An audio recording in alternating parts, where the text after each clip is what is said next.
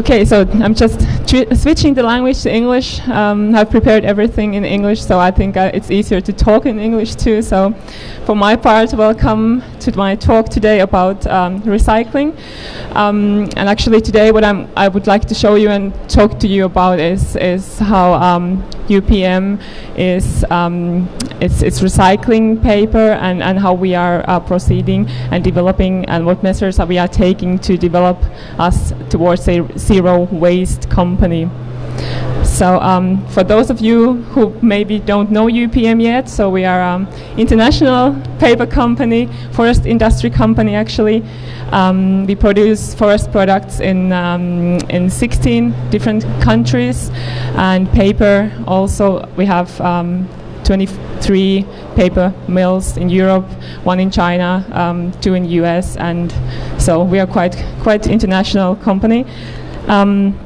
What we have done recently, we have rethought and redefined our strategy, our vision as the biofuel company, and that means basically that we want to take the leading position in this new forest industry, which is based on sustainable, renewable products.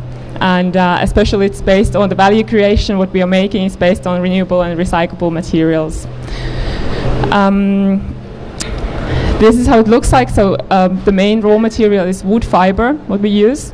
So we create value through our products from wood fiber. Of course, pulp, paper, plywood, wood products are the basis of our business.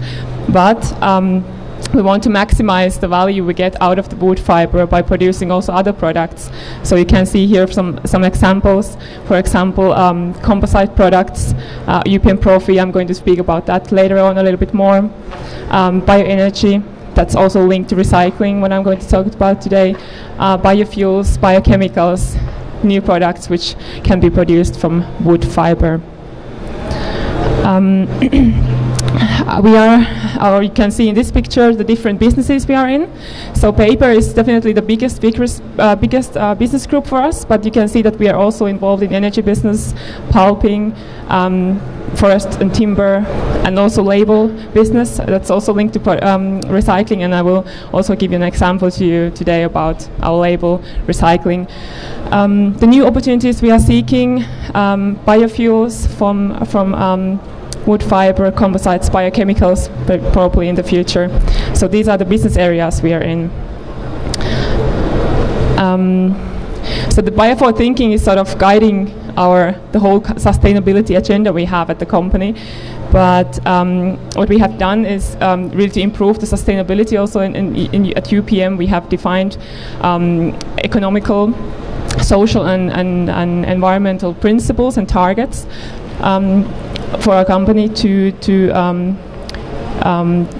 which we can improve our processes and to improve ourselves in the way of becoming more sustainable company. And in the area of environmental sustainability, responsibility, you can see the main areas where we see that we have the main or best possibilities for improvement. So of course our products, we are taking care of our products, that those should be those are sustainable throughout the whole life cycle. The other areas we think are important where we can improve the performance are climate, water, forests, and of course waste. And today actually it's about waste when we speak about recycling. So in the area of waste we are reducing, reusing and recycling waste that comes from our processes, but also of course reusing and recycling our products. So I was thinking first to give you like a short overview about the paper recycling process, how it works for graphic paper. Some of you might be really familiar with that already, but it's maybe good to give you an overview. Typically, of course, we need the raw materials, so that will be collected normally from households or printers or from offices. Then it's sorted, of course, externally or at UPM's sorting facilities. and then delivered, of course, to the paper mill, where it is then feeded into the paper making system and process, or actually the de-inking system and process. And the first first phase in that process is the drum pulping, where the biggest impurities, plastic and metals, are removed from the paper and from the waste paper to collect it, a recovered paper. And then it's also, the paper is diluted in this paper water slurry or sludge. And from this part, the paper slurry goes then to the flotation part, where actually we use soap, and we blow bubbles into that slurry, and then what happens is that the printing ink then attach to the bubbles and rises to the surface in these flotation sinks, and then this foam which is on the surface can then be removed, and after that, actually, only the fiber which is left will be then washed and feeded into the paper making system. So that's the process. But of course, in that process too, we have waste.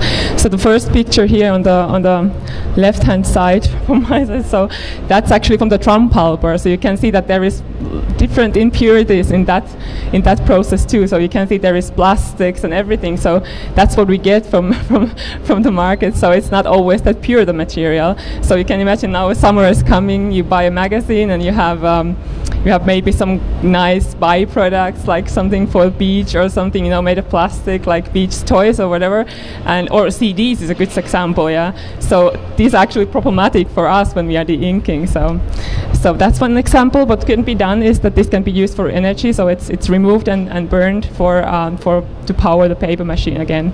And of course, the foam itself, which contains the fiber and the inks, it's then dried and also used for power generation at the paper mill. So this waste can also be used again. Okay, of course, after a power generation, there is still some waste. There's a power generation, and then, of course, what stays after that? That's the ash, of course, from the boilers.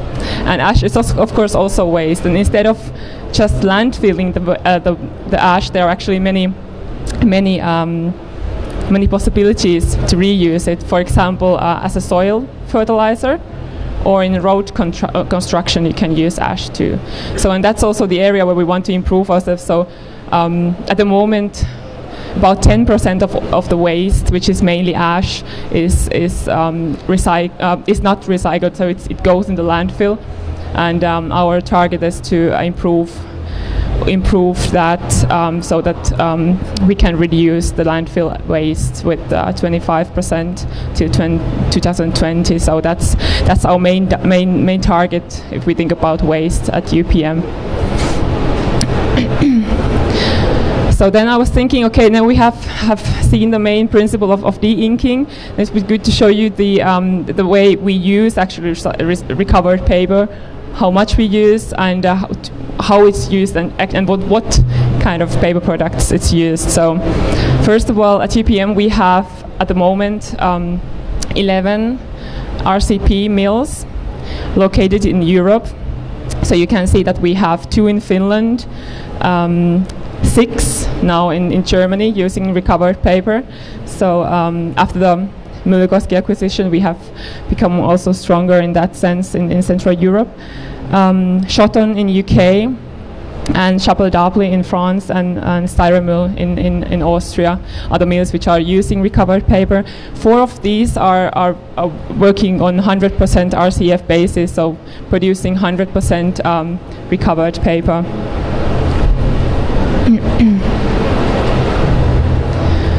The total amount or the tonnage of RCP what we use is 5 million tons per year, so it's a huge amount. It probably at first doesn't tell that much how much is actually 5 million tons, but you can see here here that actually that corresponds to paper collection from 70 to 80 million inhabitants. So it's quite a big amount. It also corresponds to 160,000 trucks yearly, or 650 per day. So if you think about one truck, 24 tons loaded full, so it's a big amount. You can also think about it a bit different, like normal household in Europe. We get from one normal household in Europe 60 kilogram de-inked or de-inking crates in Germany. Or for example, Munich, city Munich, there we get about 75,000 tons of waste paper. This picture shows actually that the wood fiber, it of course cannot be recycled endlessly. So you can imagine that the de-inking process, it places some pressure also, of course, on the fiber too. So what it means is that throughout the process, when de-inked again, the fiber gets weaker, and at some point it just it's sorted out from the process. This means basically that if you look at the recycling process, we can see that we have actually losses in different stages of the process. So, for example, at the paper mills, in the quality controls, the weakest fiber is of course sorted already out. Then actually the maximum recovery rate from the market, it's about 80%, because you have to think about that not all paper products can be recovered. If you think about hygiene products, for example, this cannot be recovered again from the market. And of course, some products you like to have them on your bookshelves, and then it's not brought back to the system or the process. And of course, in the recycled fiber plant, in the de-inking, also the fiber is sorted out. That means then, of course, that what we need in the cycle in order to keep it running is fresh fiber. So that's actually, for a sustainable paper making process, we need both. Of course, the sustainable fiber has to be from sustainable forests. So that's how the cycle works. And of course, the paper crate and the paper quality is playing a really important role here. So the virgin fiber we use is used maybe mainly for the higher qualities, and in order to efficiently use recycled fiber, we should also always try to use recovered fiber as high in the paper spectrum as possible, in order to be able to use it again and again. And of course, if you now see the picture, so the most of the recycled fiber is used for mechanical crates, newsprint, LWC, and wood-free crates, copy paper, envelopes, specialty papers are made from virgin fiber.